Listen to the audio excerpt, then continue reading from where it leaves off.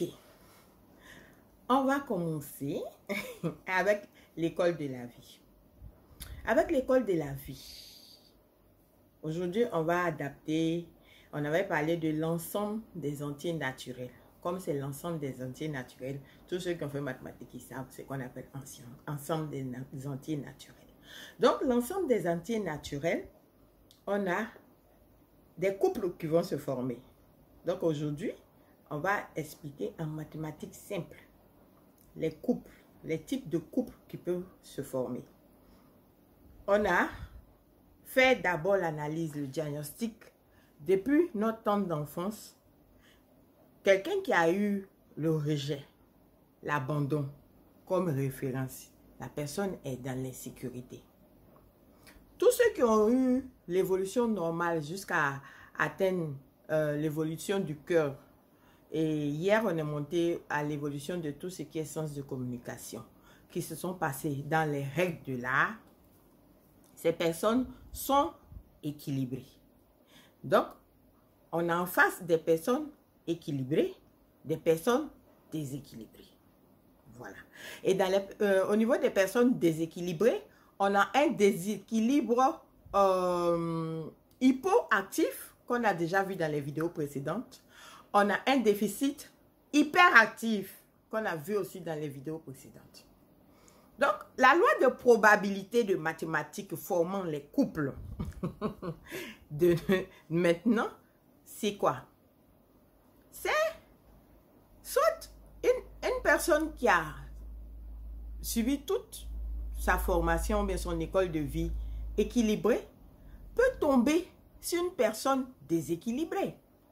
Et d'ailleurs, ça, c'est la probabilité qui est plus chose. On va ajouter encore la physique dessus, puisqu'on a dit deux aimants qui ont le même pôle se repoussent. Et ceux qui ont le pôle inverse s'attirent. Donc, une personne déséquilibrée, hypo, peut croiser une personne déséquilibrée, hyper. Une personne déséquilibré hyper peut croiser une personne normale.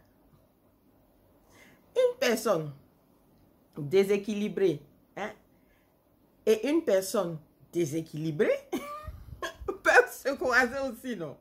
Et dans le déséquilibre, on peut avoir hyper.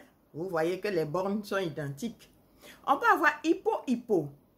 Donc, hyper, hier, on a vu au niveau de la communication, hyper, la personne monopolise la parole. Donc, imaginez que deux personnes qui sont hyper, ils monopolisent la parole. Ils ne peuvent pas s'entendre, non. Donc, ceux-là, ils ne peuvent même pas durer ensemble. Ils vont rapidement se laisser. Ça n'a pas marché. Voilà. Maintenant, deux personnes hypo. La personne a du mal à parler. Vous êtes deux bobos dans la maison. Ça ne peut pas marcher aussi. Donc, il faut un qui puisse se taire. Et puis, un qui parle. C'est comme ça la loi de la nature. C'est comme ça. Donc, il faut comprendre ces différents types de couples. Et si on comprend ces différents types de couples, on va voir le mode de fonctionnement. On va comprendre le mode de fonctionnement de chaque couple. Et ça, on va le voir la semaine prochaine. Chaque couple, on va prendre chaque couple mathématique. On va voir ce qui va se passer au sein de chaque couple. Et comme on vous a dit, c'est de vous donner les outils pour que chacun puisse se situer là où il se trouve.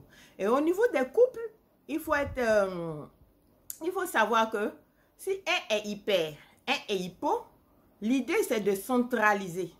C'est de pouvoir envoyer l'hyper au milieu et de pouvoir envoyer l'hypo au milieu pour que vous puissiez trouver la normalité. C'est comme ça. Et la vie de couple, c'est une mission. C'est une grosse mission. Cette mission, elle est identique au service. Chacun rend service à son camarade.